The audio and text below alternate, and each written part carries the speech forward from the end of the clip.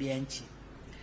Sasa niseme kwa mfano, tukiangalia tu swala la upotevu wa misitu kwa Tanzania, kila mwaka tunapoteza karibu ekari 400,000 acres each year. Deforestation zinapotea kwa watu kukata kwa ajili ya kupikia, lakini pia kwa matumizi mengine.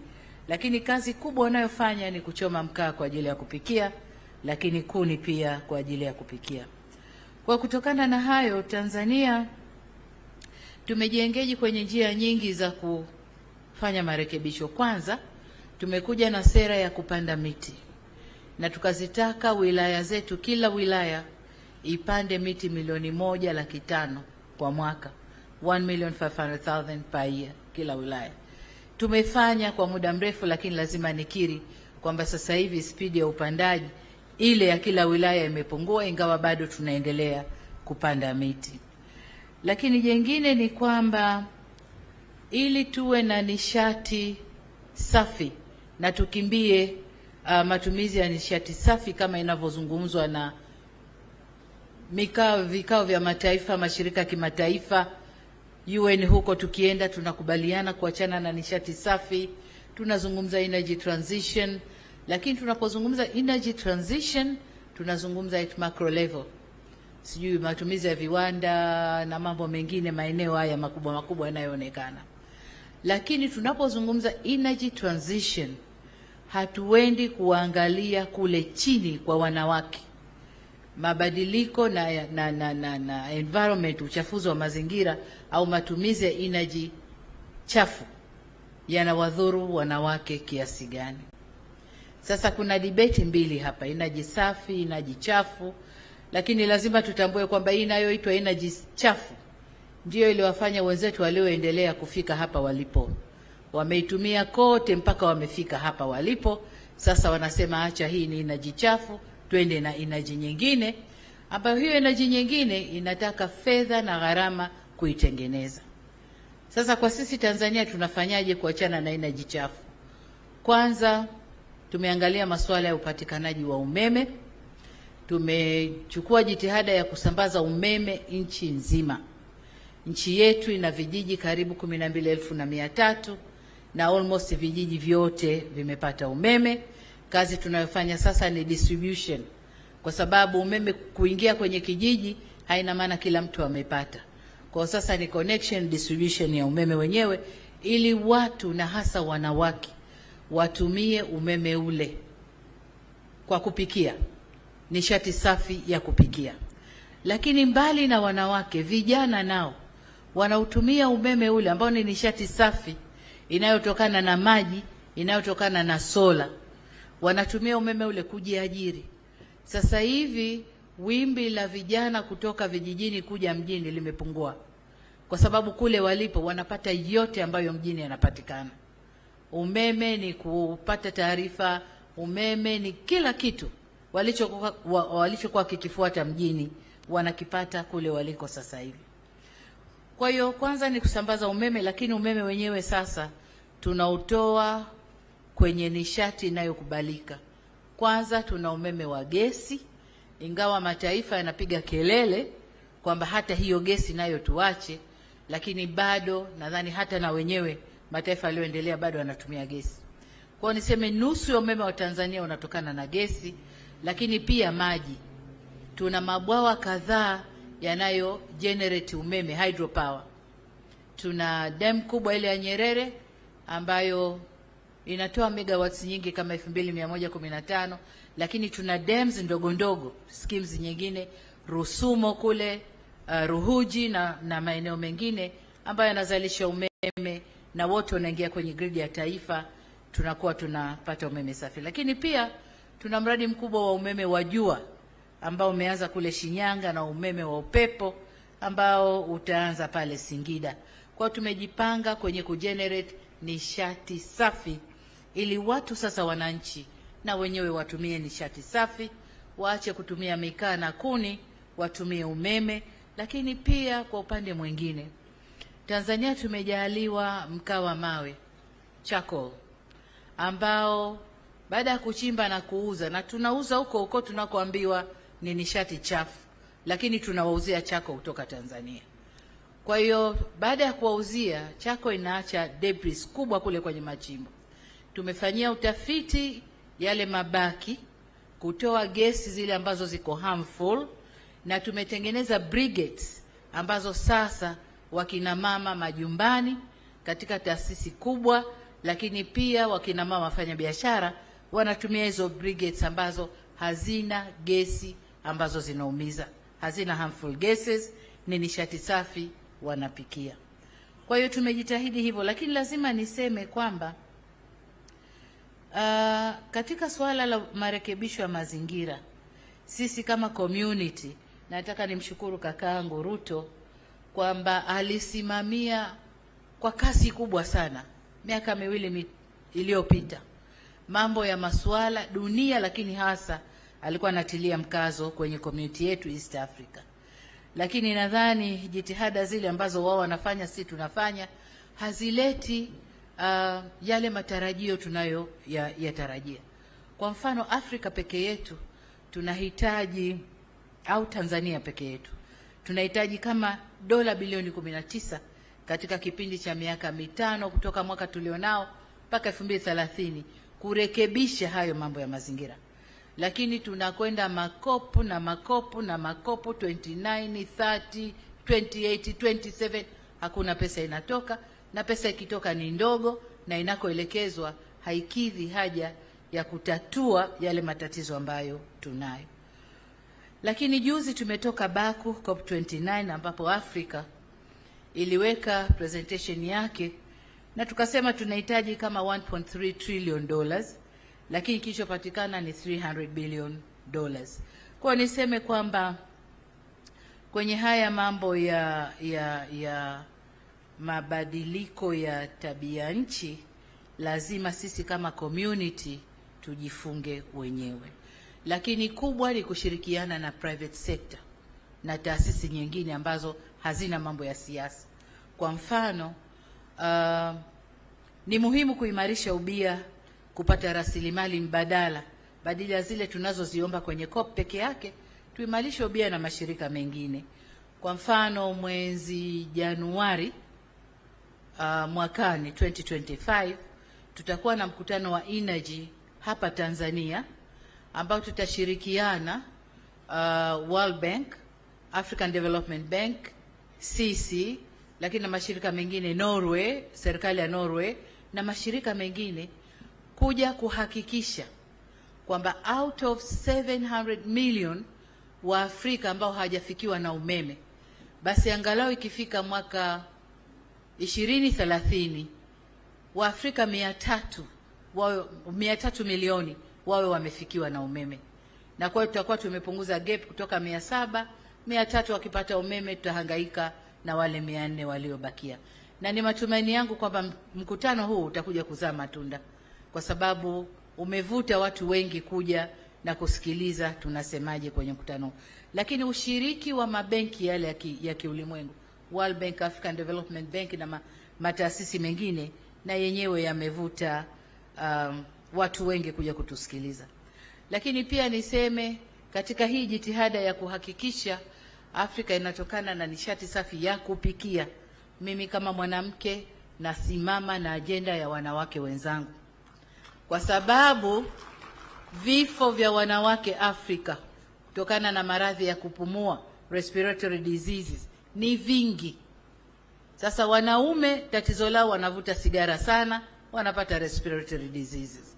Lakini wanawake tunapata kutokana na kuni na mkaa, gesi zile tunazovuta ndizo zinawadhuru.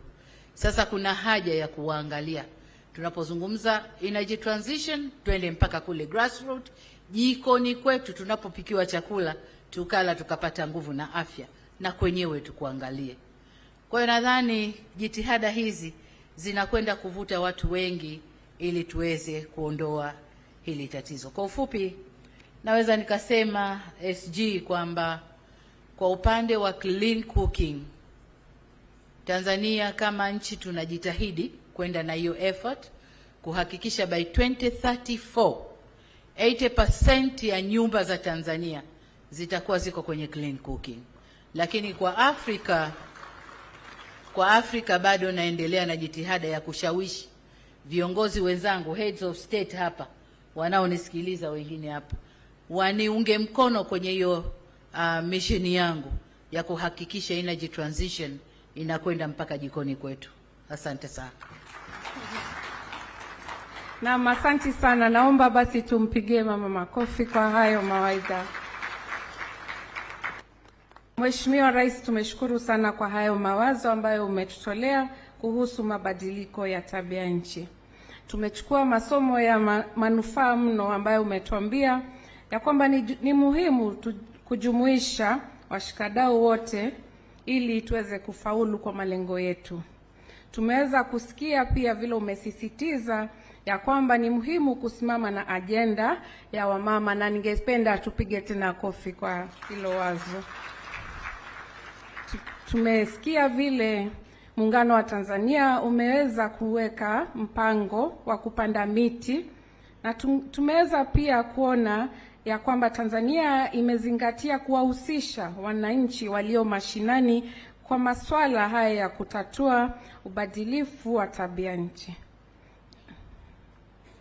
Asante sana. Pia Rais, umeweza kutuelezea kuhusu umeme ambao uko kila mahali, na umesisitiza utumizi wa nishati safi, manake clean energy cooking.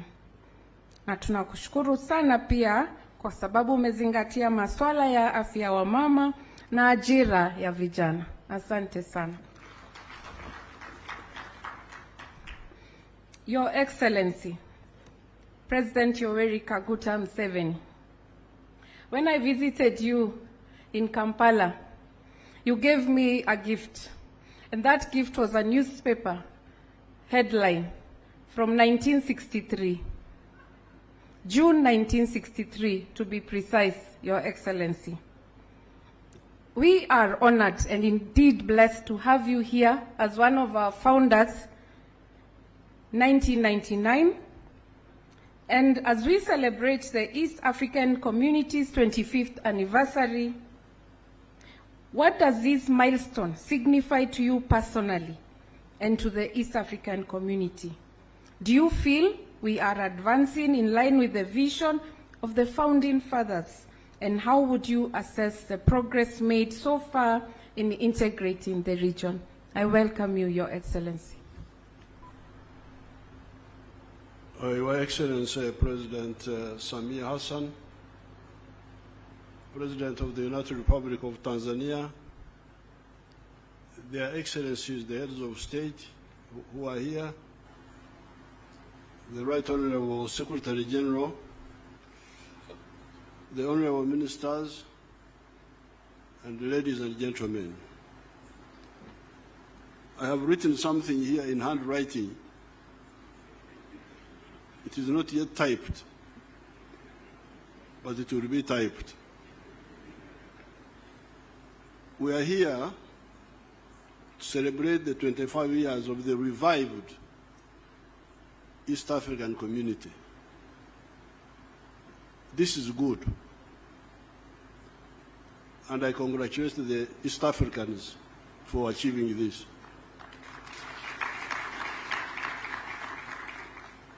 However, I propose that we also celebrate the more than 1,000 years of trade connectedness of this area.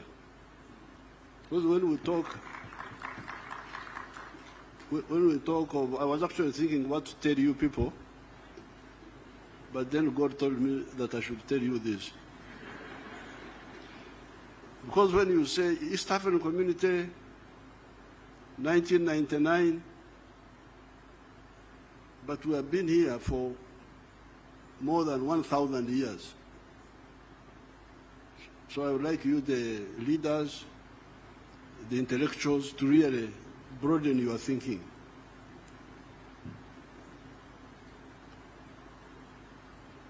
Now I have used the word trade connectedness. of this area, mark those words, trade connectedness of this area. The area of the East African coast, Pwani, the Savannah land of central Tanzania, and the Great Lakes. These areas have been connected trade-wise for more than 1,000 years.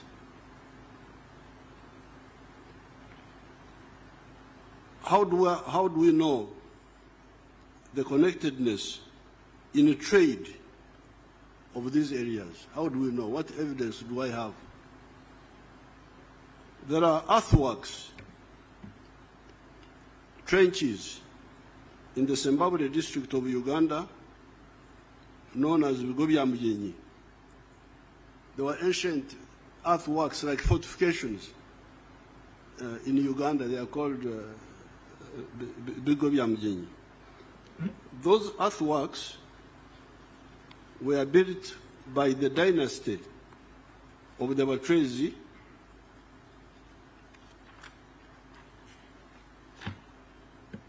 that had united a big chunk of that area for a number of centuries.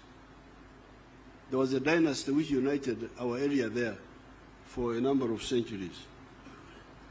The archaeologists did some excavations and found Nkwanzi.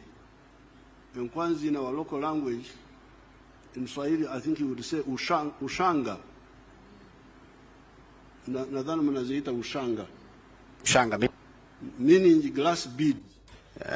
Glass beads. They found cattle bones and engusio. Engusio are the broken pottery pieces of broken clay pots.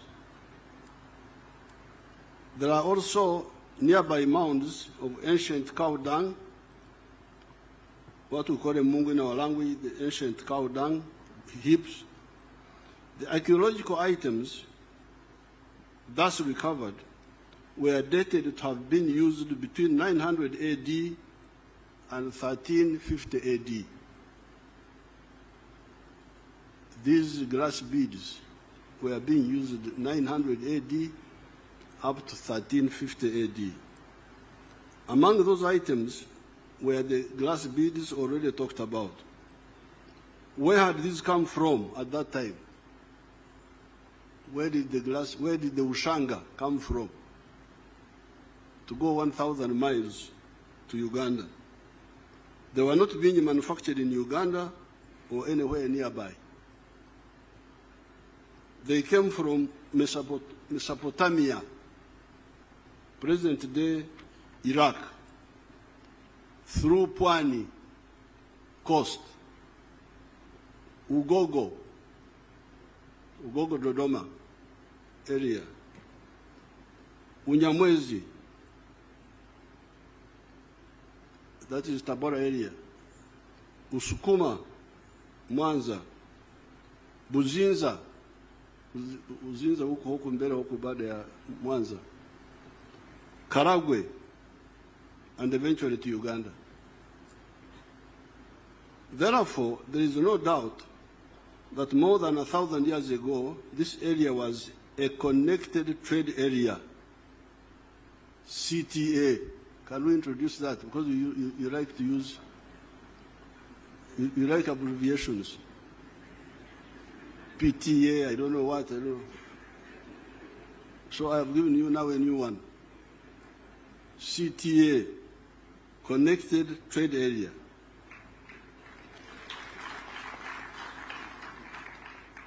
Mark you, Your Excellencies, I'm not using the words free trade area. I will come to that also. FTA. This was not an FTA, it was not a free trade area, but it was a connected trade area. This is because it was not yet a free trade area. It was not an FTA. This is because some of the greedy chiefs along the trade routes were extorting what they were calling hongo. Hongo, I knew hongo to be like bribery, but when I read the literature, it seems as if they were talking about customs, about taxes. When I say mahongo, you can, of course here I'm being guided by Huntington Speak and Stanley. They are the ones who wrote about this, so I don't know, they were using the word hongo. Hongo meaning like tax, or for him they wrote hongo. Hongo, they say hongo, but what they meant was tax. So these chiefs, well, some of them were extorting a lot of money from the traders, excessively taxing the traders. There was a notorious chief in Buzinza, known as what I came to understand as Ruswarura. When you read, I think it is Speak, Understand, they write Saurora, but they were mispronouncing the name. But when I asked one of the IARA members from Buzinza, there was an old man in the past, he told me that the name of this chief was Ruswarura of the Buzinza, was very famous for extorting money, extorting gifts from traders.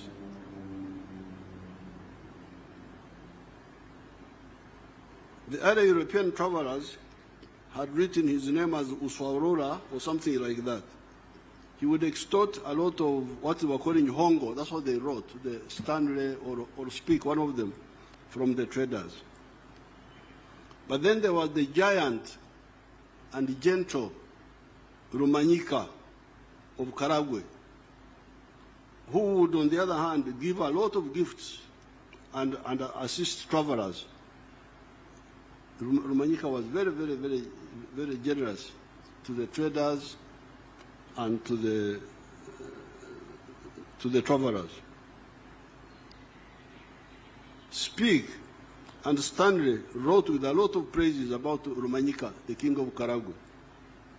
Therefore, our area was a connected trade area, but not a free trade area. Through Pwani, would get through coast.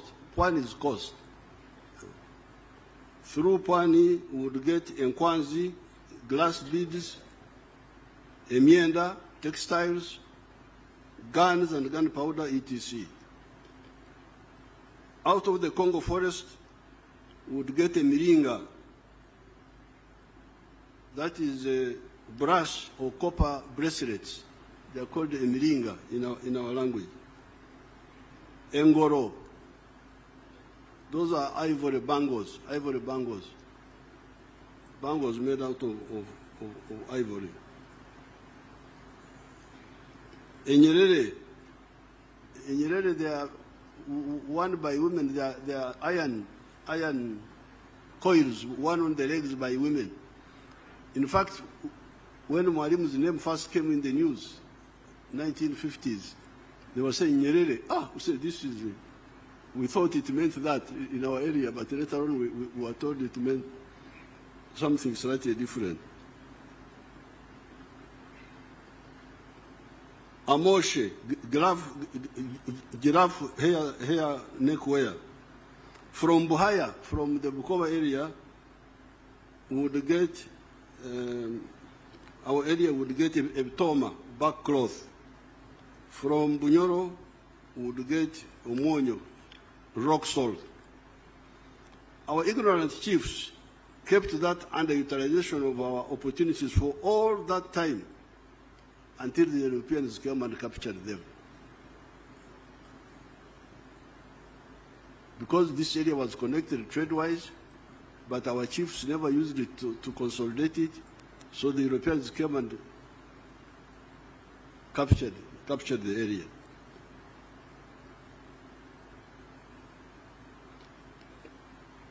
Now the Europeans first came to the East African coast in the persons of Vasco da Gama in 1498.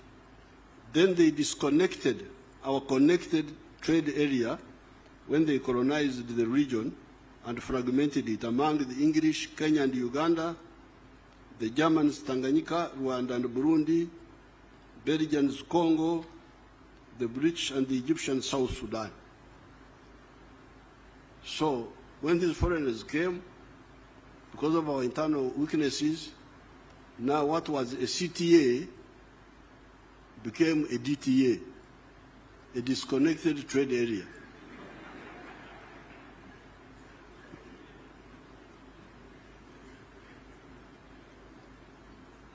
Thereafter, our CTA, connected trade area, became a DTA, disconnected trade area. This was the fault of the chiefs. This definitely was the fault of our chiefs. Vasco da Gama came here in 1498. That is when the first white man came to the East African coast, signaling a possible new danger to us.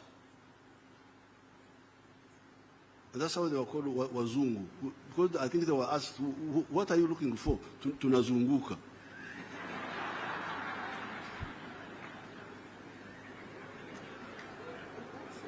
They just said they are going around.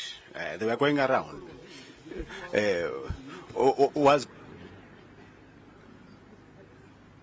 Now, Vasco da Gama came here in 1498. The Berlin Congress that partitioned Africa into colonies took place in 1884-85. This is a whole 386 years of our wonderful chiefs watching the danger coming and doing nothing about it.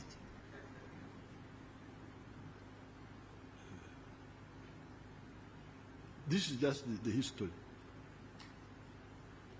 It is therefore most commendable that our leaders, Mzee Jomo Kenyatta, Mwalimu Julius Nyerere, and Dr. Obote, as soon as we got out of the nightmare of colonialism, took the bold step of the decision to form the Political Federation of East Africa on the 3rd of June 1963, which is what my daughter, the Secretary General, was talking about.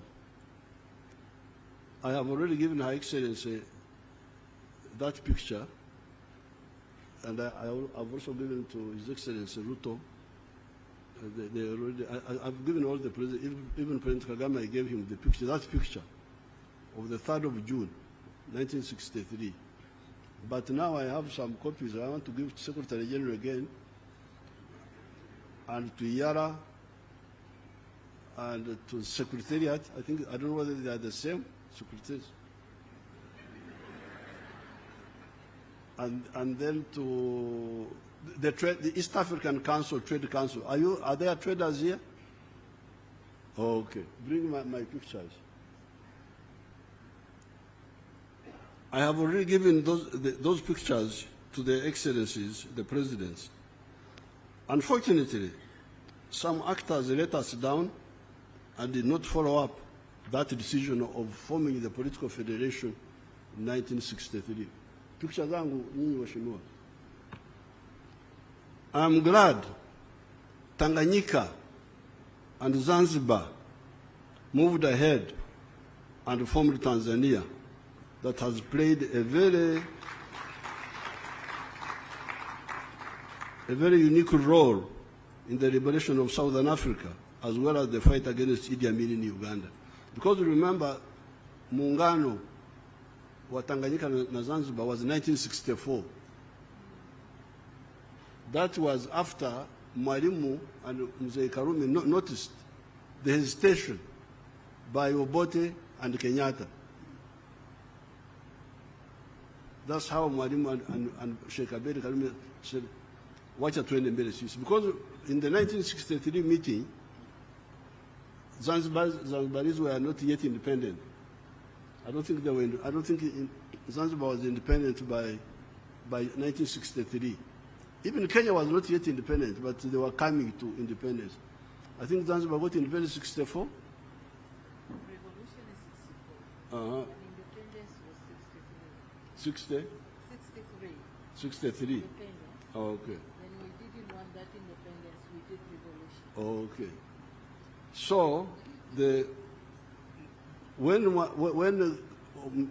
Mr. Obote and Mzee Kenyatta hesitated, Tanganyika and Zanzibar went ahead and formed the United Republic of Tanzania.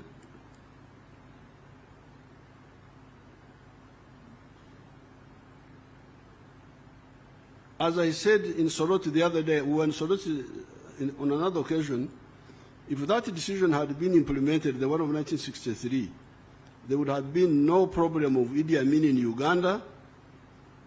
Possibly the problems of Rwanda and Burundi could have been solved earlier and with less loss of blood, of life. The Federation of East Africa would have found it easier to deal with the problems of South Sudan and Somalia. We need to remind ourselves that when we had a connected trade area in this area, there was no country called United States of America. When we had the connected trade area here, when I could trade from coast to Uganda, there was no United States of America.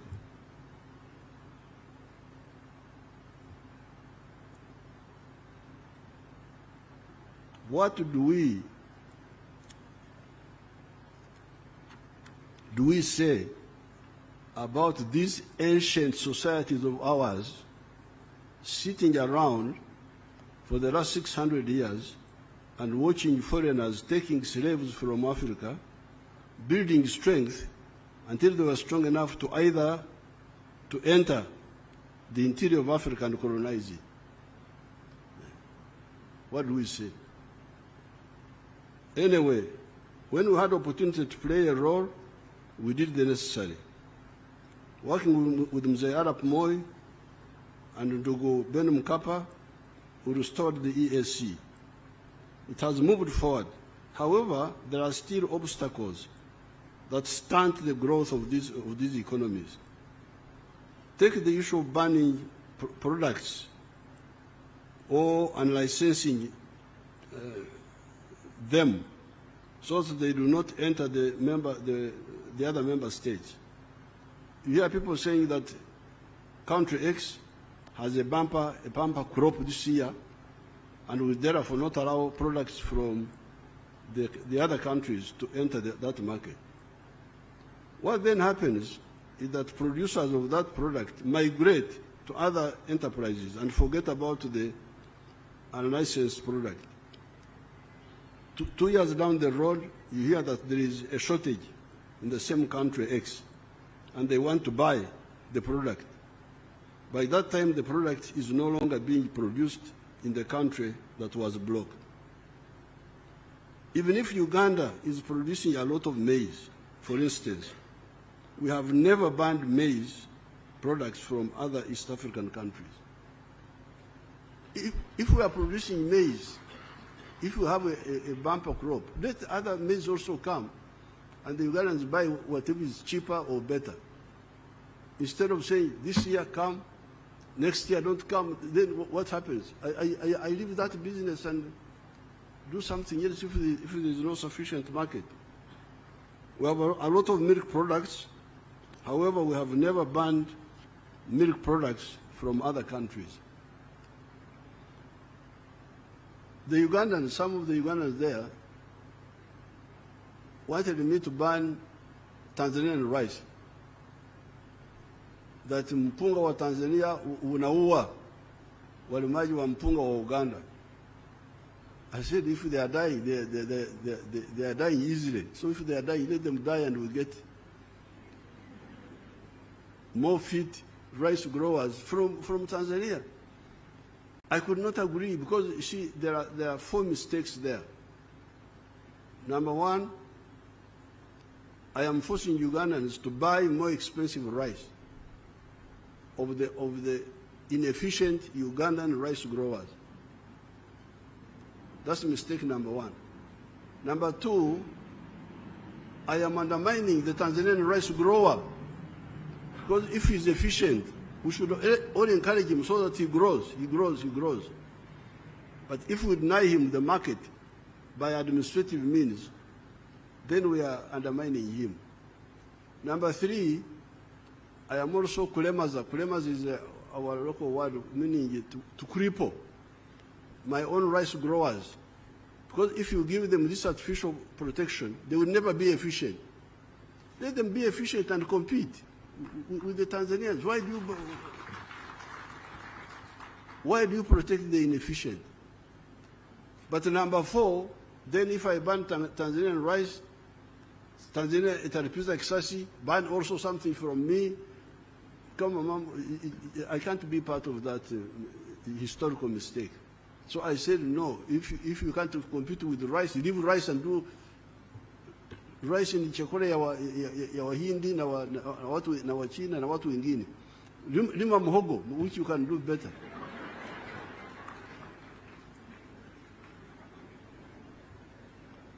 I'm glad that Mzee Moi and Mzee Mkapa worked with me to reconnect the markets of this area. Besides, we went beyond the mere re-establishment of the CTA, Connected Trading Area, and we created what is supposed to be a free trade area that also aims at political integration by creating the Federation of East Africa. I salute our brothers of Rwanda, Burundi, Congo, DRC, South Sudan, and Somalia for joining the EAC and therefore reconnecting the old CTA. You remember we had a CTA 1,000 years ago, Connected Trade Area, which had been disconnected by the Belgians and the Germans and all those people who came in because of our weaknesses. So now, the former CTA is now fully assembled.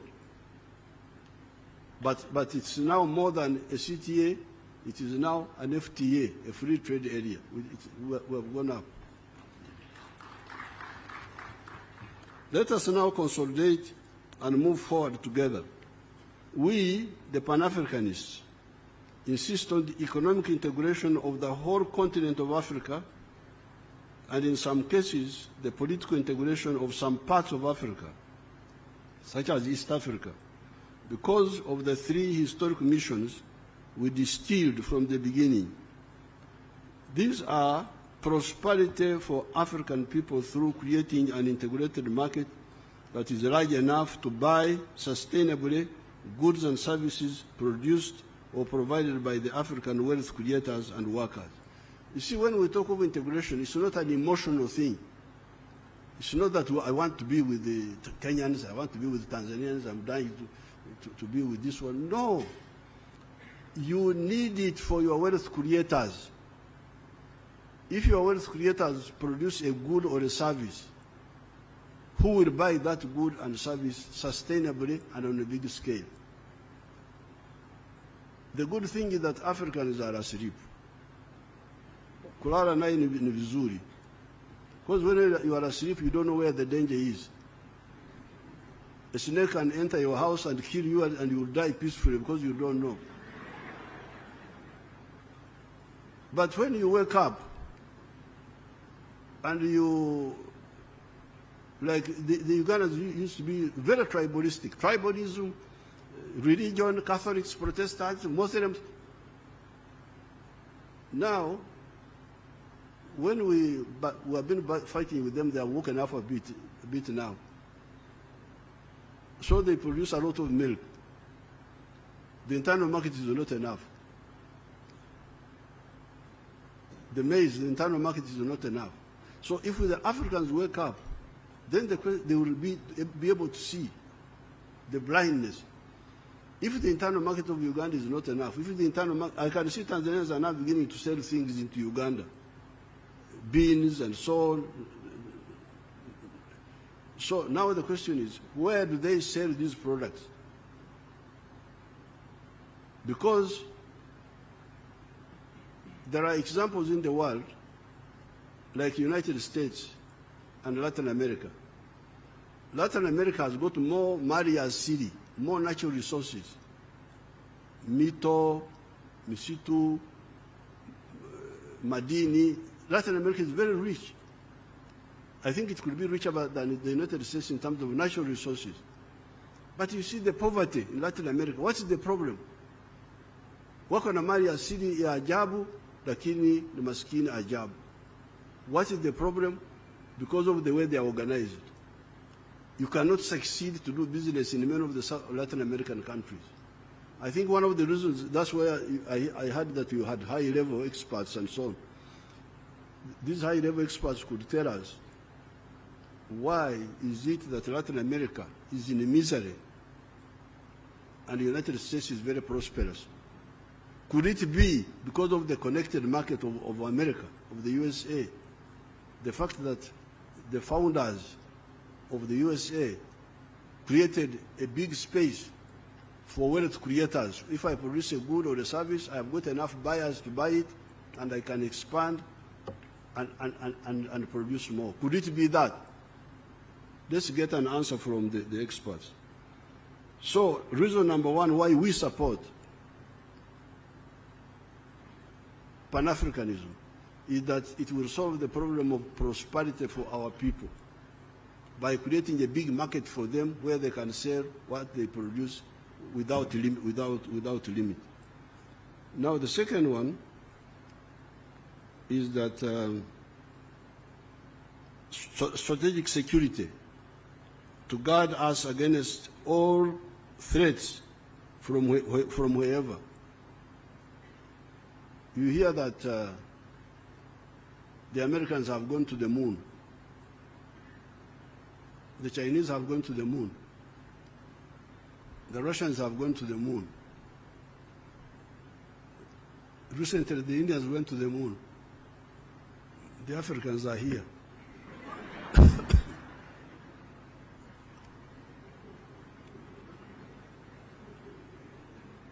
and they are not bothered. So, are we going to be like the chiefs? Because you remember the chiefs. You remember the chiefs. When Vasco da Gama came and passed years, anazunguka. And they couldn't see the danger and wake up and unite us. So people are going to, what are they going to do at the moon? Sisi tuko hapa tu. Wako huko juu wanatuangalia kama vidudu vile vinakula sukari. This is very dangerous. I'm glad you invited me. So that I tell you, because you are the ones who invited me.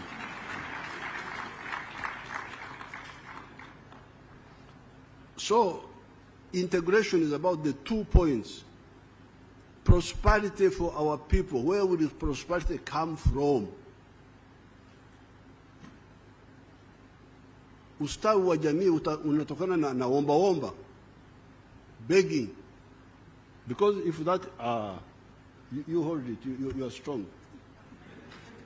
This is the one I'm giving you. This is Mwalimu Obote, Mzee Kenyatta na wengine. Federation this year. This was 1963.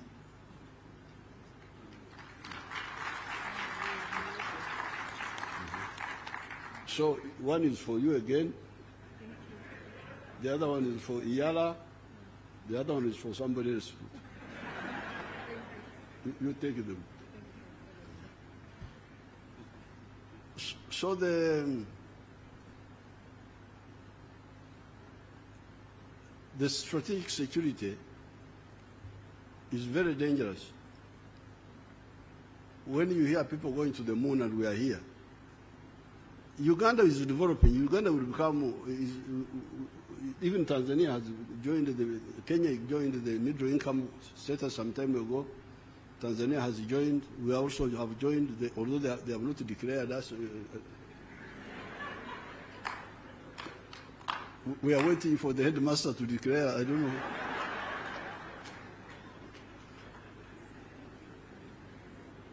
But we are developing. But even if we develop, even if Uganda becomes a first world country, can we afford to go to the moon? Can we afford? Why hasn't UK gone to the moon? They are here with us. UK, France, wote wako hapa na sisi. Wahindi wamekwenda kwenye mwezi, wamekuja, lakini the other fellows are here with us. So there is something about size. You need size to be able to do certain things. And in order to achieve this, so the first, why we insist on Pan-Africanism, number one, prosperity for our people. But number two, strategic security, to be able to guard ourselves against all these adventurers. And using the undugu that God gave us, we are lucky. All these people we are talking about are either similar or the same. And in the case of East Africa, we have got even Swahili, which is a common language. The other day, I gave a speech briefly elaborating on each of these in Soroti, not to mention the many other documents in which I have discussed these issues. My speech in Soroti is annexed to this short statement. They will type it.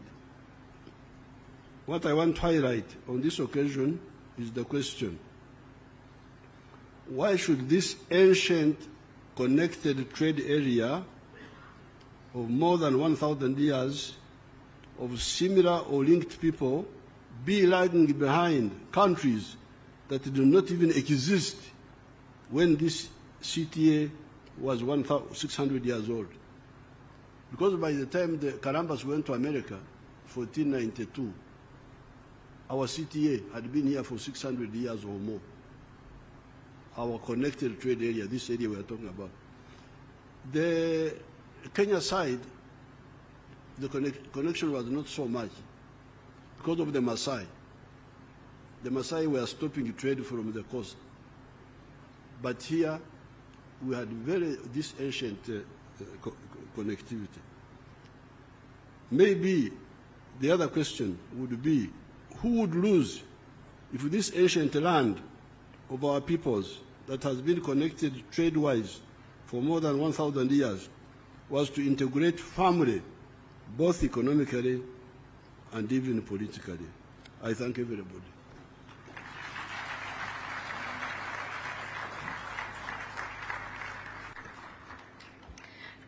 Thank you very much, Your Excellency, for those words of wisdom. You are indeed a walking encyclopedia of history, and we really thank you for your wisdom. We take away your key words to Pan-Africanism, that is prosperity, strategic security, and brotherhood. We take away your emphasis on wake up, consolidate, move forward, and unite. We are celebrating 1,025 years of a connected trade area.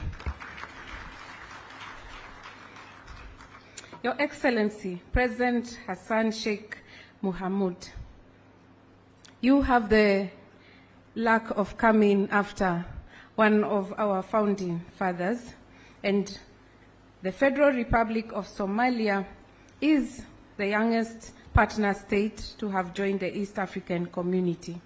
Reflecting on this journey, what key areas of EAC integration have shown the most promise for Somalia, and how do you envision continued collaboration within the EAC to strengthen those sectors for mutual benefit of the Federal Republic of Somalia and the EAC region? Your Excellency. Your Excellency Nduvu, thank you very much.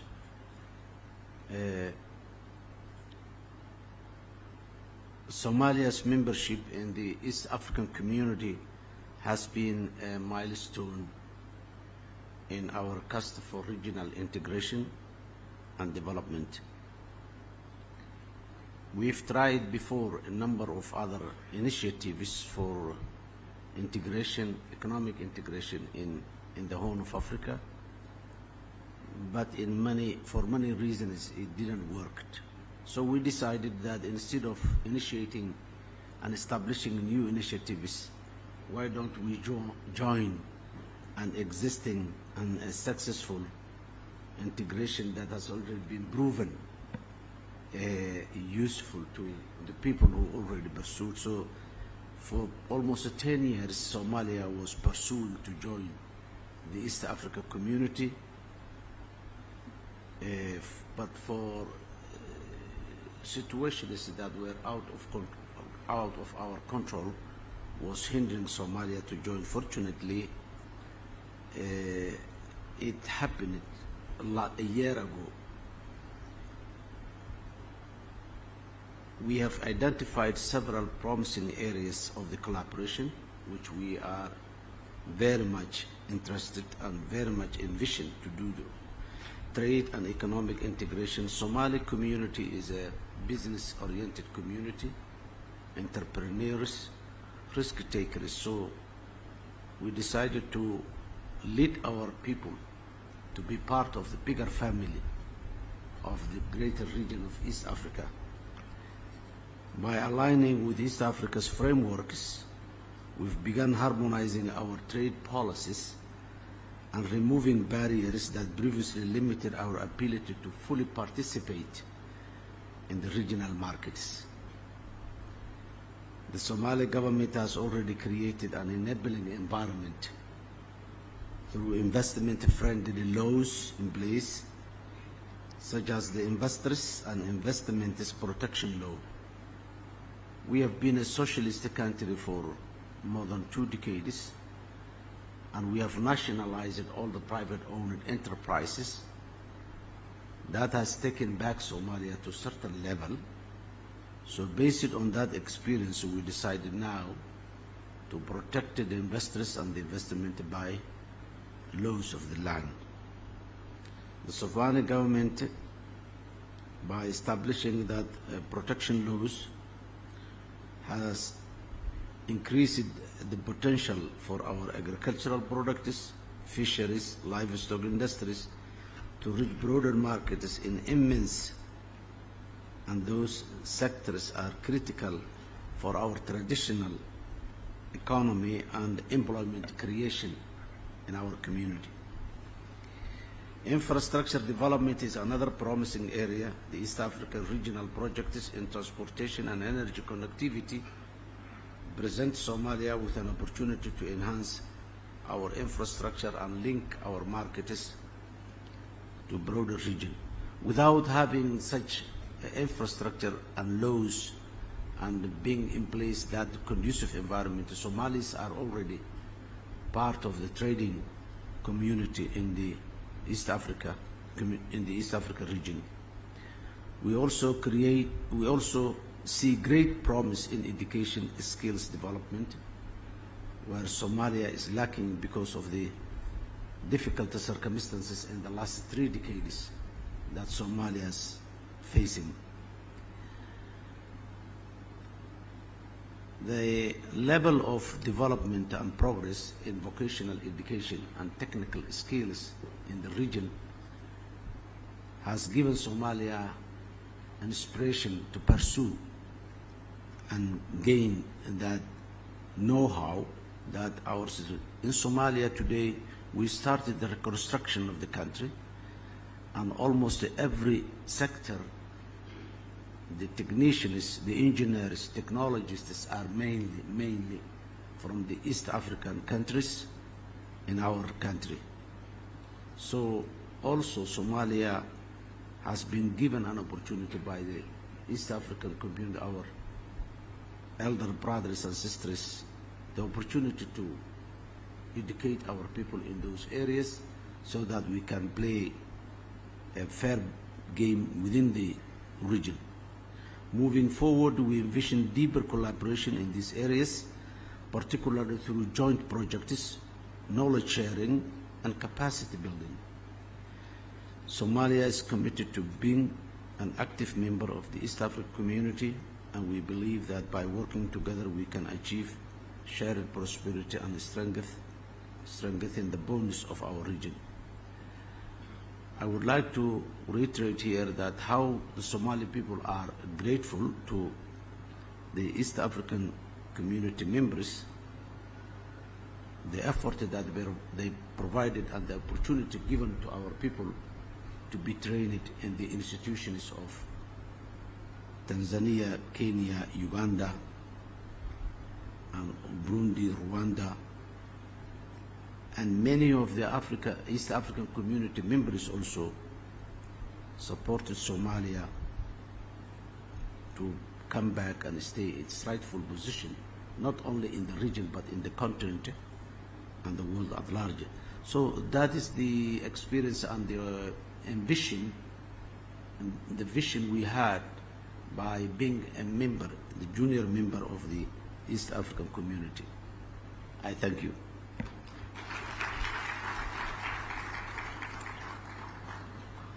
Thank you very much, Your Excellency, for your very clear areas of focus and your very key areas of prioritization.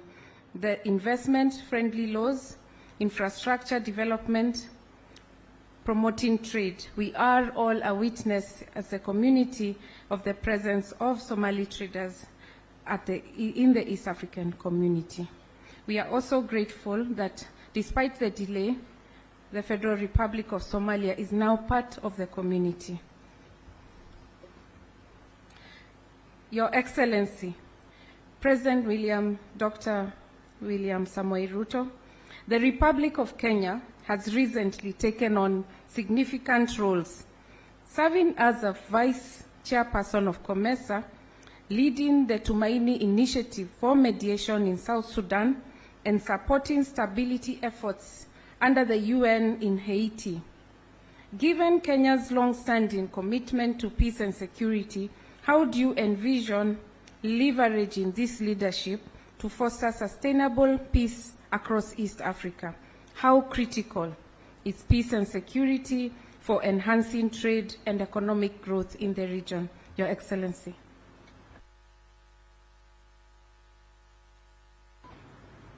Thank you very much, Madam Secretary General. Your Excellency, SAMIA Suluhu Hassan, President of the United Republic, Federal Republic of Tanzania, Excellencies, Heads of State and Government, distinguished delegates. First, let me commend Tanzania for hosting this very important celebration of 25 years of East African community. Let me also take this opportunity to congratulate our founding fathers, Mzee Jomo Kenyatta, Julius Nyerere, and Milton Obote, for the foresight they demonstrated in 1963.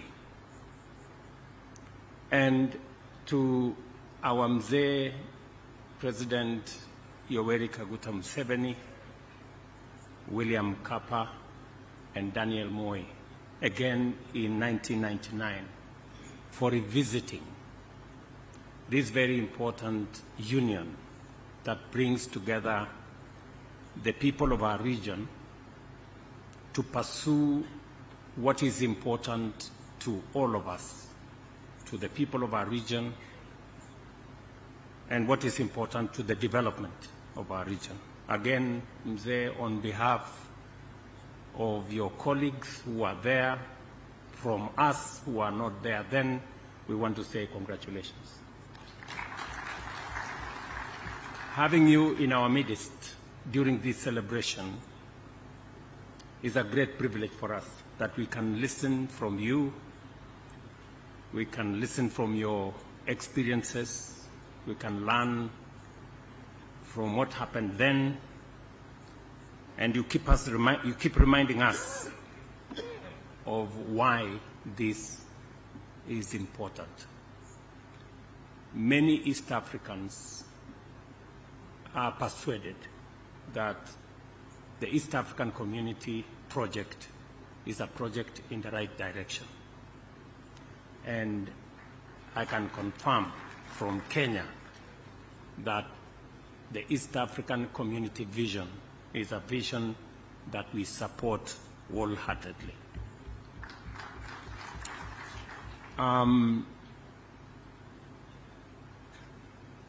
The treaty, the East African Treaty, brings us closer and deepens our social, economic, cultural, and political integration and the working together of us.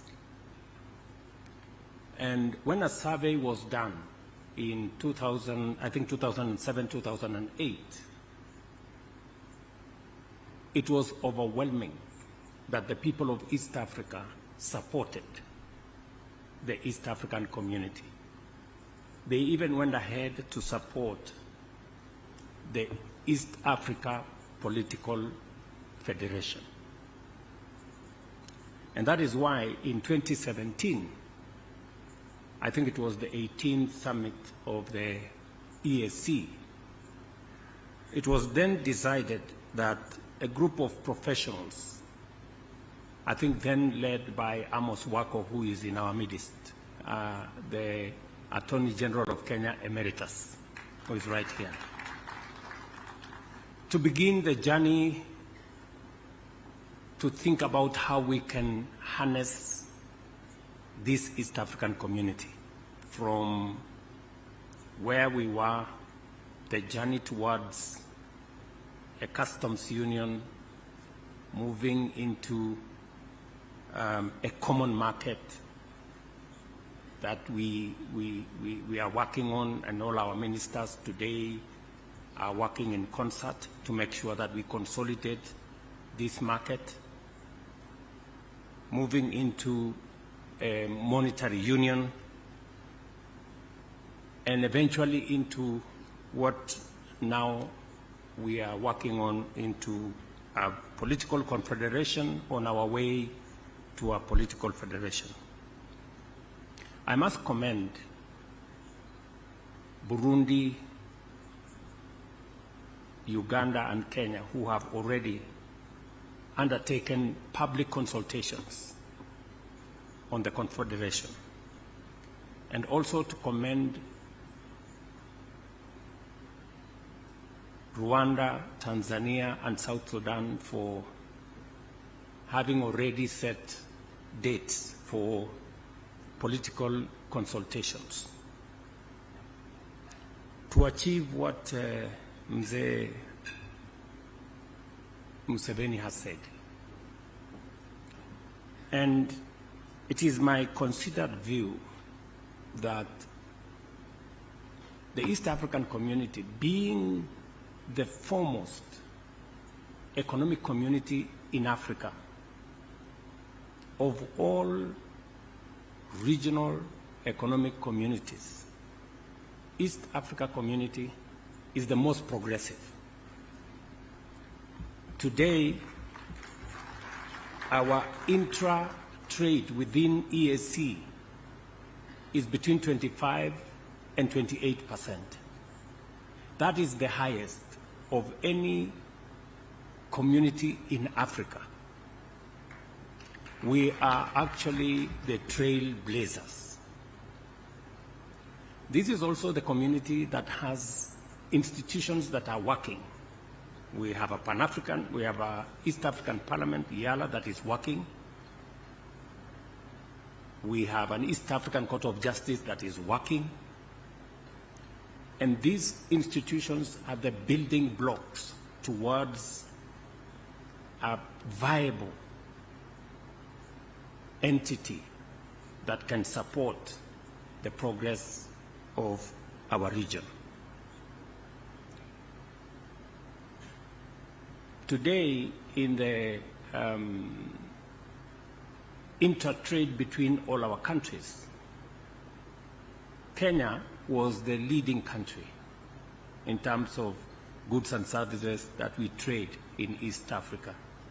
Today, Tanzania has overtaken Kenya, and I must commend Tanzania for the progress they are making, that the numbers are growing of trade between our countries. And as the numbers grow, different countries are selling more, different products, different services within our common market. It is what it is, and that is why we must work on this consistently together. President Museveni has said that we are not in this community because we love one another. It's good to love one another. It's a good thing. But we are in this because we have common interests. Our interests converge. If we have to prosper, we need a big enough market for our producers, for our manufacturers, for our business people to trade and to invest. It is good for business people in Tanzania. It is good for business people in Rwanda. It's good for business people in every country that we have a bigger market. And it's a market that has no barriers. You told us, Mzee, that this is also important because of what you have called strategic security. And that takes me to the question that I have been asked by the Secretary General, the security of our region. We all know that it is not possible to invest or to attract investment. It is not possible to do business. It is not possible to invest unless there is peace, security, and stability. It's not possible. And that is why it is and must be our collective effort to keep our region peaceful and to invest in the security and stability of our region. It is the reason why Kenya is invested in working with South Sudan at the request of President Salva Kiir when he requested me to provide a forum and a platform and a mechanism for the people of South Sudan to talk amongst themselves. Kenya was ready and willing and available to do that. And there is tremendous progress that has been made in the discussions between the different actors in South Sudan. We intend to conclude this in a couple of months so that South Sudan can continue to do what they must do as a country, go into elections, unify the country, and play its rightful place in the East African community.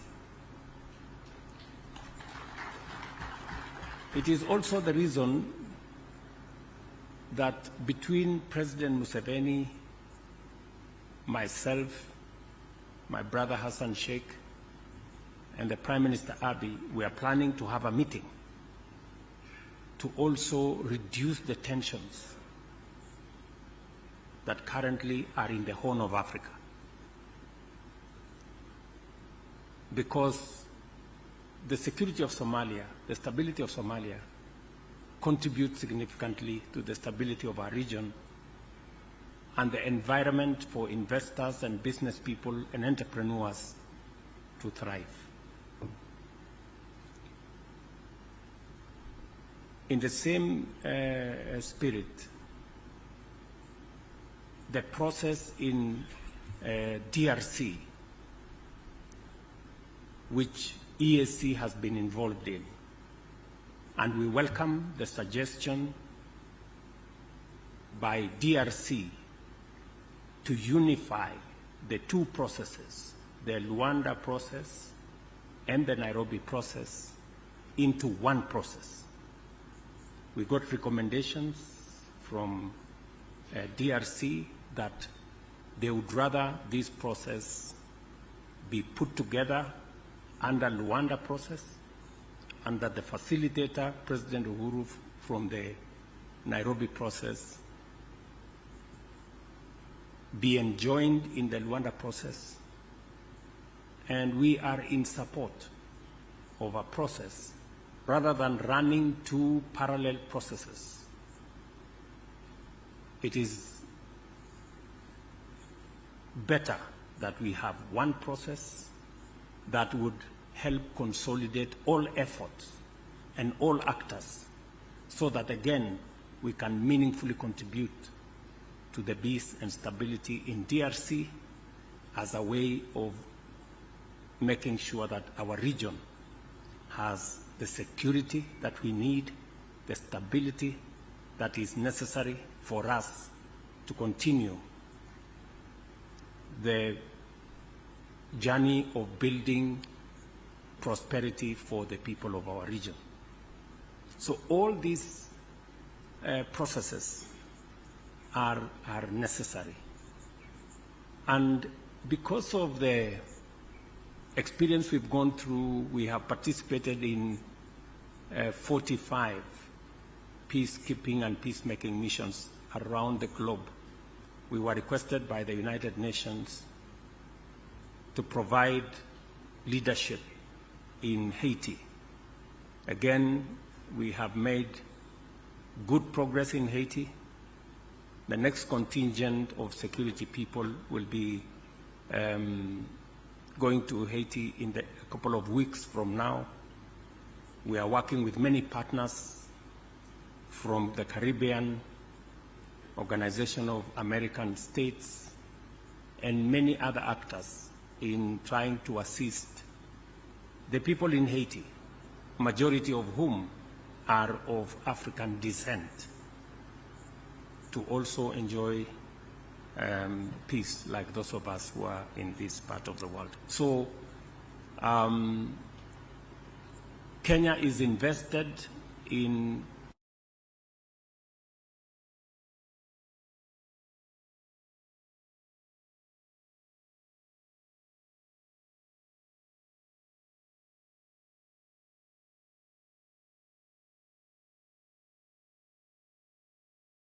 as we focus on what helps us to grow. Finally,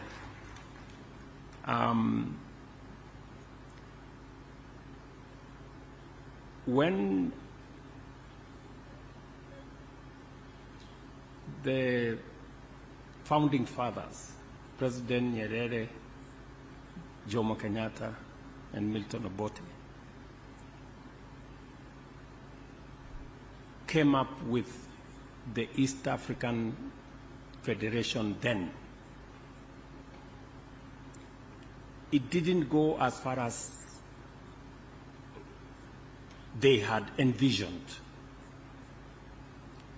And we must commend Zanzibar and Tanganyika then, that took the bold step and created the United Republic of Tanzania. And when President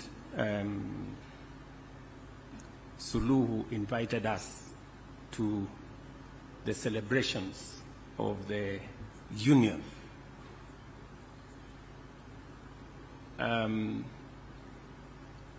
I didn't get the opportunity, but I wanted to ask then, let me ask now. Now that the unity and the union, ile muungano ilikuwa ifanyike 1963, 64 nafikiri. Hiyo muungano ikaanza ikakuja Zanzibar ikaungana na Tanganyika. Sasa mbona ilikwama hapo? Ingesonga sasa ikuje Kenya, iende Uganda, ndio sasa ikamilike vile waanzilishi wa nchi zetu walivyokuwa wameifikiria. Sasa nyinyi watu wa Tanzania mko na deni ya wa East Africa wengine. Yes. You have a debt to East Africans. That the unity that was figured out by our leaders, that started with only Zanzibar and Tanganyika then. It must not stop there. And you have an explanation to us why it should not move on and become what it was intended to be. And therefore, as East Africans, we demand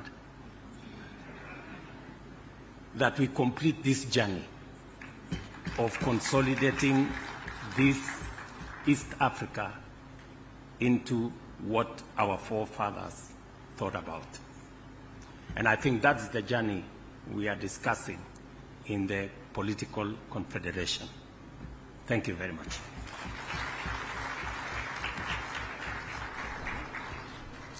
Asante Rais, kwa sababu umetoa changamoto kwa Mheshimiwa Rais wa Tanzania ya kwamba lazima endelee kupanua utangamano katika kanda la Afrika Mashariki. We have also heard that, and thank you, Your Excellency, for the assurance of Kenya's commitment to peace and security globally as embodied by 43 Kenya-led peace processes. We've also heard about consolidating efforts in peace and security for stability and common and converging interest for increased trade and investment. Thank you very much, Your Excellency. As we draw to a close of this interactive session, Excellencies, President have answered all the second questions, so I will only come back to our host, Her Excellency, on one question on youth to close the session. But before I do that, allow me to ask His Excellency Prosper Bazombaza.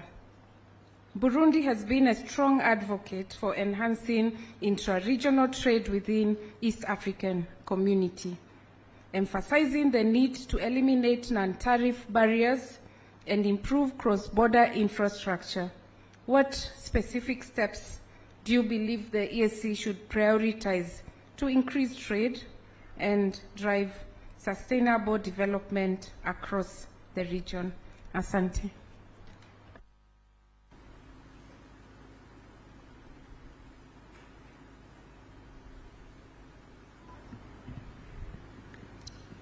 Merci, Madame la Secrétaire Générale. Je vais vous étonner, moi je vais parler en langue française, les autres vont parler en langue anglaise. Mais comme on a une traduction simultanée, je pense qu'il n'y aura nullement aucun problème. Voilà donc, avant de répondre à cette question, just to answer your je voudrais I would like to ask you to join me in to applaud loudly His Excellency Evariste Ndayishimiye, President of the Republic of Burundi, who gave me the honor to present him in this summit due to his very busy calendar. And also, I would like also join everybody to applaud and also rejoice this celebration of this 25th anniversary from since the signing of the treaty establishing the East African Community. Now, to come back to your question, the question which was asked, indeed, Burundi, with the leadership of His Excellency Evariste Ndayishimiye, Burundi is actually playing a role in enhancing inter-regional trade within the East African community. And in this regard, the elimination of non-tariff barriers is a priority. And this elimination should be based on three main actions. The first one is to carry out an evaluation by identifying all non-tariff barriers, such as quota of importation, custom procedures, regulation standards, and also, secondly, you need to harmonize the rules by standardizing the and quality standards in partner countries so that you can facilitate trade. And lastly, you need to improve transparency by creating clear guidelines and which are accessible for commercial regulation, ensuring that all the stockholders are informed. Another measure, which is a priority, is to improve infrastructure, especially cross-border infrastructure. And in this action, you also need to invest in transport networks by giving priority to road network development, railway lines, ports, and also airports, so that you can improve connectivity between partner states. Thirdly, we also need to enhance trade agreements, and this framework, it is necessary to create new trade partners by creating and coming up with a new protocol based on specific actors which have high potential, such as agriculture, manufacturing industries, and also services. As fourth action, which we need to envisage, is to support the small and medium enterprises, which are known as SMEs. And in this framework, you need, we have these actions. First, provide training and resources to the operators of small and medium enterprises, so that you can improve their capacities to carry out cross-border trade. Secondly, you also need to promote access to credit by creating financial institutions for firms which are involved in commercial activities of SMEs. And fifth main action, you need to leverage on technology. In this case, you need to envisage and also implement a solution of e-commerce by encouraging use of digital platforms for commercial transactions, including e-commerce and documentation and electronic documentation. Sixthly, you also need, it's important, you need to promote sustainable trade, and for this you need to carry out two priority activities: incorporate standards, environmental standards, by encouraging sustainable consumption between partner countries, so that to ensure that trade makes us realize environmental objectives. Secondly, support initiatives on renewable energy by investing in renewable energy projects which are likely to improve trade.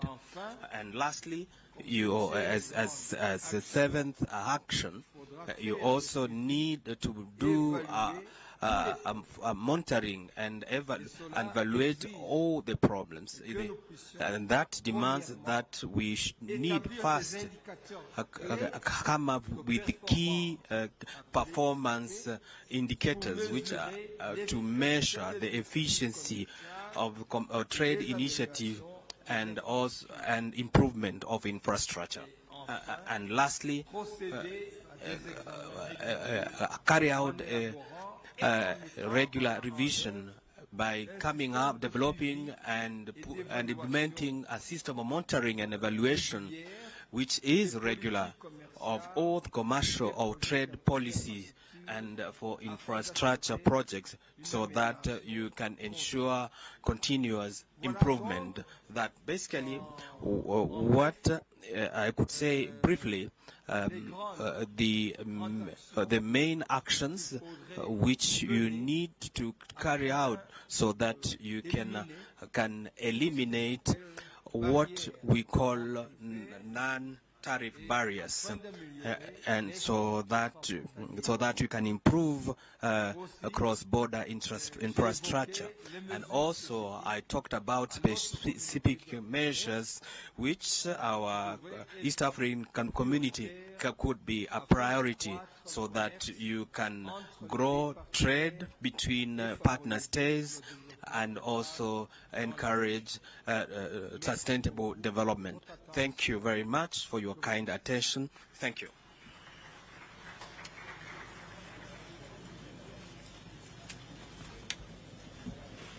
Thank you very much. Merci beaucoup. His Excellency Prosper Bazombaza, you have done an overview of all your key points, so allow me not to recap the issues because you have brought them out very well, very succinctly, and we are very happy to follow up and ensure we have a clear monitoring and evaluation plan. Allow me, as we close this session, Your Excellency, President SAMIA Suluhu Hassan, you talked about women, you talked about the families, you talked about bringing people together from the grassroots. My last question and your parting shots would be, we know that Tanzania has an initiative known as Building a Better Tomorrow. This is led by yourself and has been pivotal in empowering youth and driving sustainable development.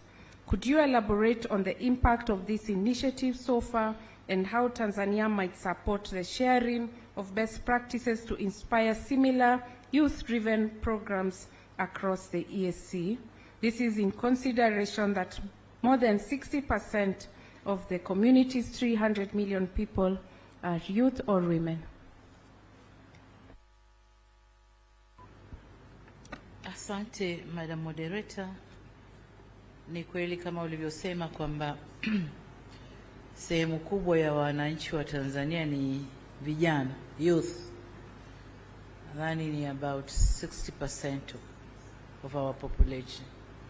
Sasa kilio kikubwa hapa cha vijana ni ukosefu wa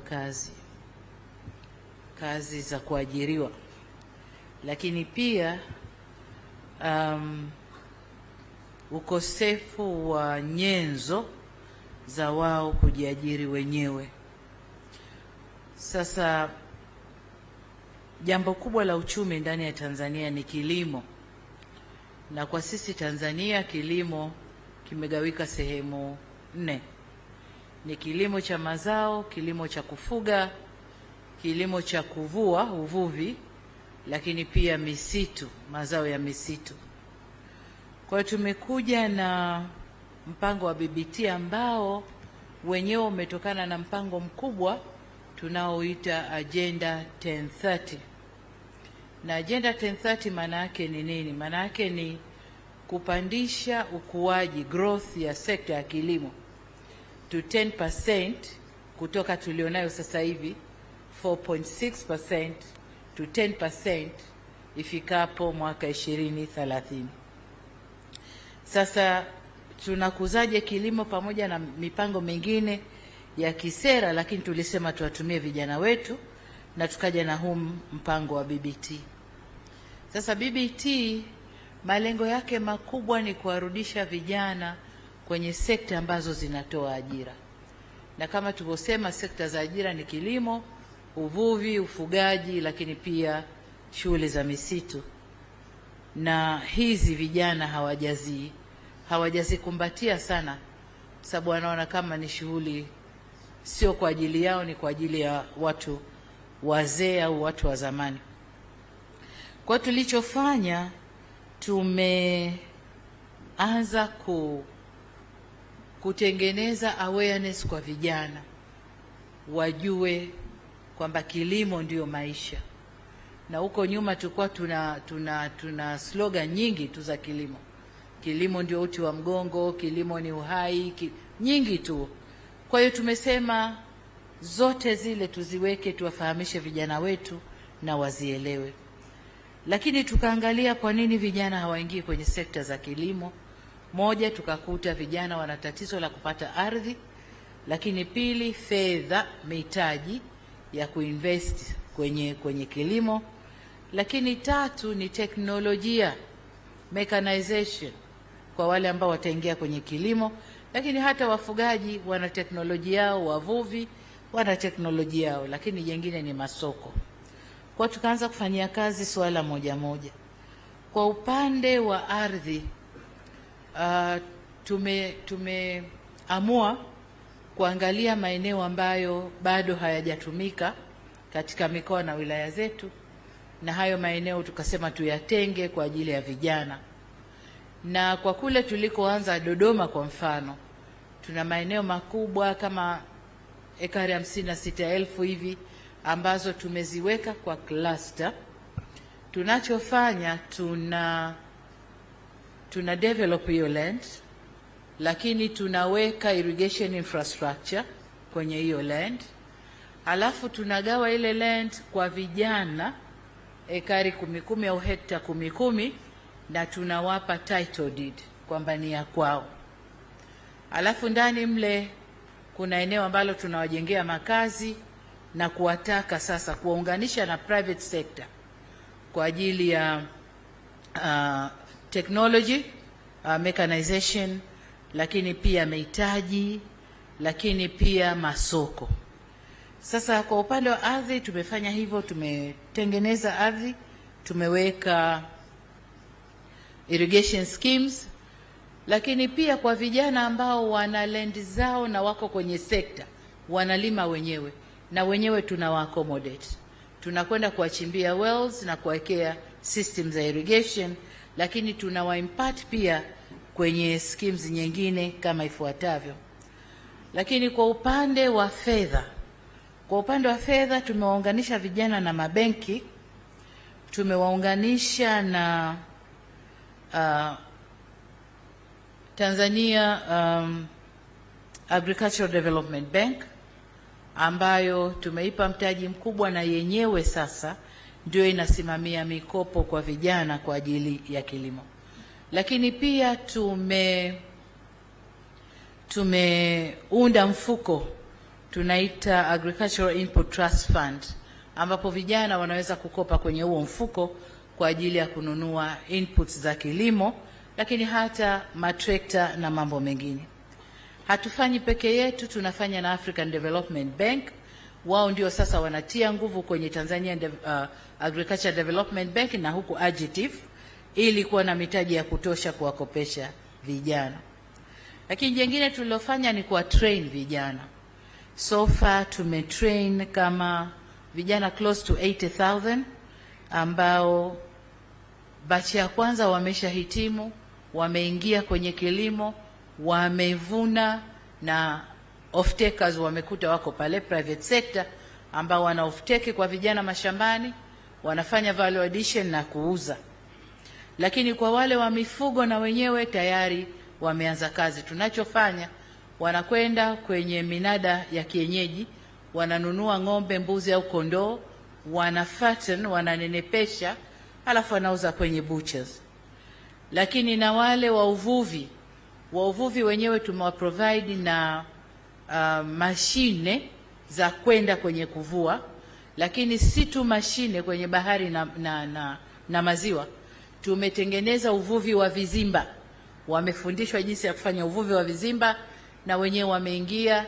Nataka niseme kwamba hawa wa uvuvi soko lao kubwa ni Asia, na wanachofanya ni nini? Sio samaki tu wa kawaida, wanafanya majongoo ya pwani, sijui yanaitwaje, yanaliwa zaidi China kule, lakini wanafuga pia lobsters, wanafuga yale mambo ambayo yana pesa nyingi ukisafirisha. Kwa mfano, ukichukua crab wa kilo 1 akimuuza hapa ndani anamuuza 10,000, lakini akimsafirisha anamsafirisha kwa 25,000 shillings. Kwa hiyo hawa vijana wamevutika na hiyo business na wanaendelea vizuri.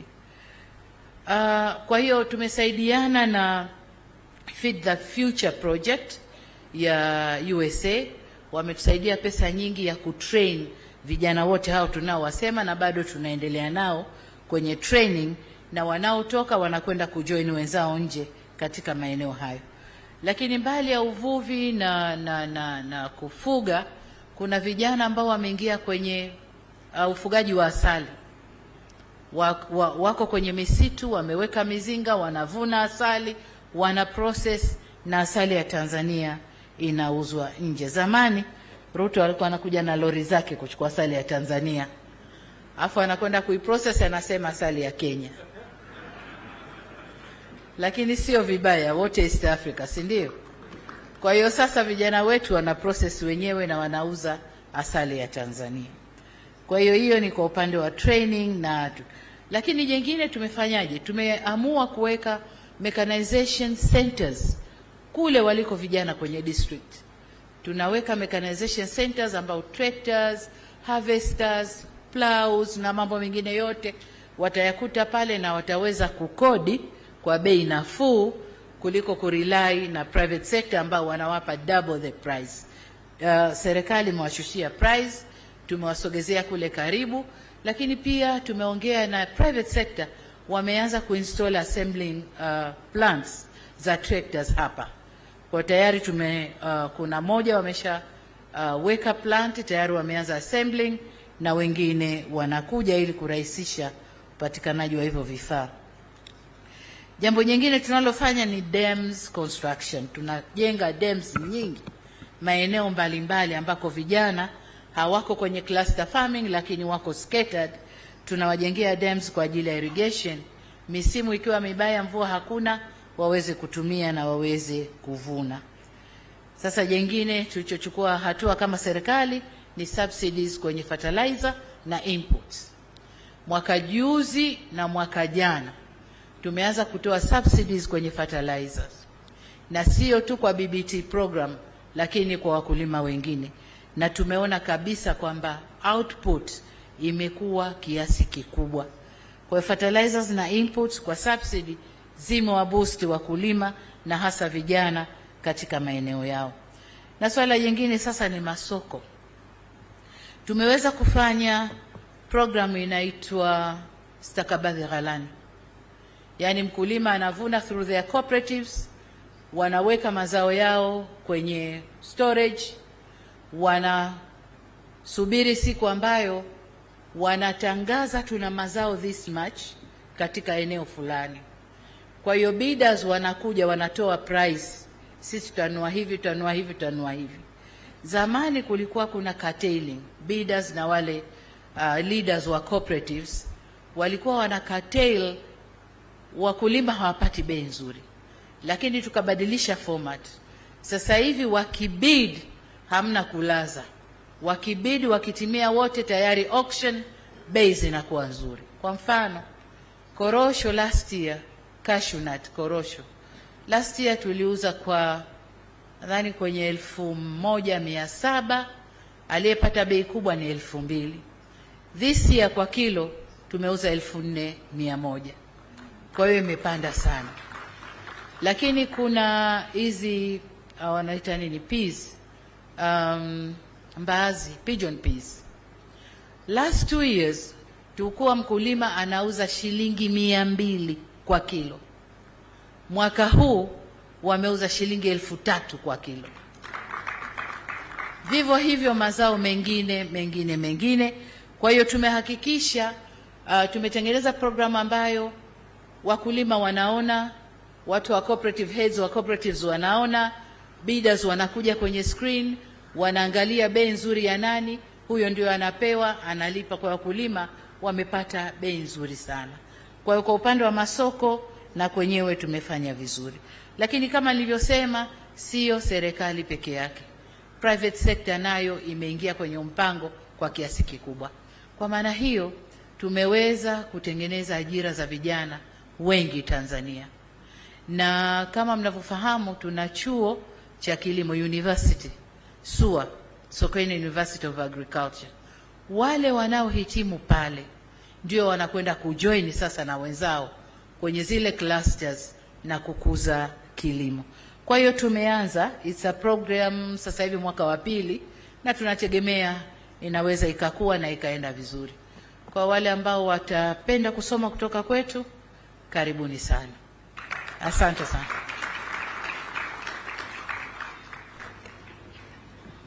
Excellency, thank you so much for that inspiring narration of the intentional efforts to securing the future through the BB